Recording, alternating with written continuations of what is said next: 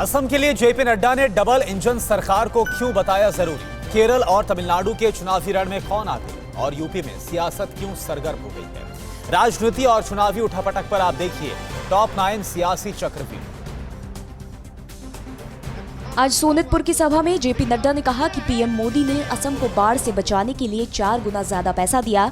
इस साल बजट में असम के विकास के लिए 53,000 करोड़ रुपए दिए गए। गुवाहाटी में एम्स बन रहा है। विकास की ये गति थमनी नहीं चाहिए।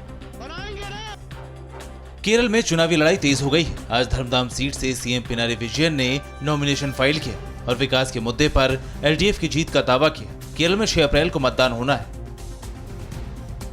डीएम के अध्यक्ष एमके स्टालिन ने कोलादपुर से अपना नामांकन दाखिल कर दिया है। नामांकन दाखिल करने के बाद स्टालिन ने कोलादपुर में ही रोड शो के जरिए शक्ति प्रदर्शन किया और दावा किया कि तमिलनाडु में सत्ता परिवर्तन तय है।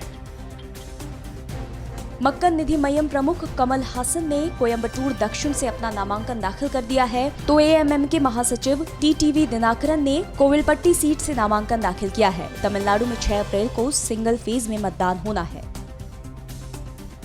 टीएमसी ने यशवंत सिन्हा को पार्टी का राष्ट्रीय उपाध्यक्ष बना दिया है। इसके अलावा उन्हें टीएमसी की नेशनल वर्किंग कमेटी में भी शामिल किया गया। बीते शनिवार पूर्व केंद्रीय मंत्री यशवंत सिन्हा टीएमसी में शामिल हुए थे।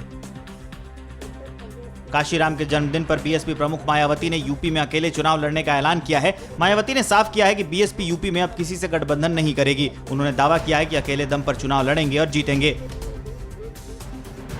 ओवैसी के बयान पर यूपी में सियासी घमासान छिड़ गया है। बलरामपुर की सभा में उन्होंने सीएम योगी से सवाल पूछा कि यूपी की ठोक दो नीति के 37% मुस्लिम शिकार क्यों। उन्होंने यूपी में संविधान का राज नहीं होने का आरोप लगाया।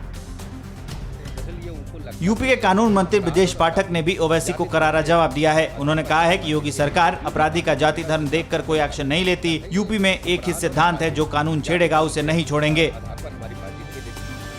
योगी के मंत्री मोहसिन रजा ने असदुद्दीन ओवैसी को करारा जवाब दिया। उन्होंने कहा कि ओवैसी के भाषणों से मुस्लिम अपराधी बनते हैं। ऐसे में ओवैसी अब मुसलमानों को समझाएं कि अपराधी ना बने। मोहसिन ने कहा कि ओवैसी की भाषा देश को बांटने वाली है। न्यूज़ टॉप 9 रोज सुबह 7 बजे और शाम 7 बजे सिर्फ TV9 भारतवर्ष पर।